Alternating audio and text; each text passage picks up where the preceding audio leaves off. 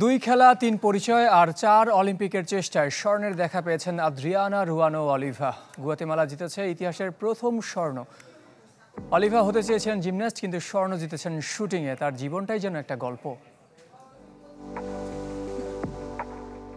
2012 মেরুদণ্ডের অসুখে বিশ্বকাপ না খেলায় কোয়ালিফাই করা হয়নি লন্ডন অলিম্পিকে। 2016 একজন স্বেচ্ছাসেবক হিসেবে অংশ নেন রিও অলিম্পিকে। 2021 বাবার মৃত্যু শোক সঙ্গী করে খেলেন বিগেস্ট শোয়ানার্থের টোকিও আসরে। 2024 প্যারিস অলিম্পিক, তার হাত ধরেই ইতিহাস গড়ল গুয়াতেমালা। তিনি আদ্রিয়ান রুয়ানো অলিভা। ছিলেন জিমন্যাস্ট, হয়ে গেছেন শুটার, কিন্তু অলিম্পিক স্বপ্নকে কখনোই শেষ হতে দিতে চাননি। এক যুগের চেষ্টায় তার গলায় অলিম্পিক স্বর্ণপদক, অলিম্পিক রেকর্ড গড়েই 72 বছরের অপেক্ষা ঘুচল মধ্য আমেরিকার ছোট্ট দেশটির। স্বর্ণজয়ী দেশের তালিকায় 110তম গুয়াতেমালা।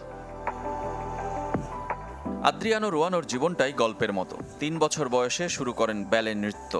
7 বছর বয়সে ভর্তি হন ন্যাশনাল জিমন্যাস্টিক্স ফেডারেশনে। অলিম্পিকে অংশ নেওয়ার স্বপ্ন দেখার শুরু তখন থেকেই। 2012 লন্ডন অলিম্পিকের জন্য প্রস্তুত হচ্ছিলেন, যাবেন বিশ্বকাপে, কোয়ালিফাই করবেন সেই আশায়। কিন্তু তার মাত্র কদিন আগে ধরা পড়ে মেরুদণ্ডের কঠিন রোগ।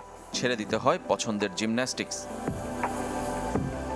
হতাশাগ্রস্ত রুয়ানো ভেঙে পড়েন। সে সময় ভাইয়ের বন্ধুর পরামর্শে নতুন খেলা শুরু করেন, আর সেটা শুটিং।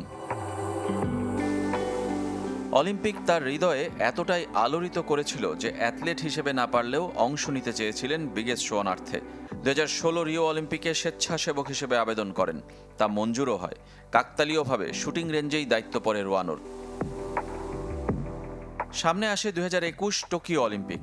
আবারও ধাক্কা। প্রস্তুতি যখন চূড়ান্ত পর্যায়ে, গেমস শুরুর 4 সপ্তাহ আগে মারা যান বাবা। অংশ না নেয়ার দোলাচলে থাকা মেয়েকে সাহস দেন মা, কিন্তু রেঞ্জে সবার শেষে থেকেই শেষ করেন রুয়ানো। আরও 4 বছর কেটে যায়। প্যারিসে পদক জিততে পারবেন তা কেউ ভাবেনি, কেননা গুয়াতেমালার কোনো নারীর স্বর্ণ তো দূরে থাক, পদক জয়ের রেকর্ডও ছিল না। সেটাই নতুন করে লিখলেন আদ্রিয়ানা রুয়ানো অলিভা 29 বছর বয়সে। অলিম্পিক এমনই উঠে আসে জীবনের গল্প। রেজওয়ানুজ্জামান, চ্যানেল 24।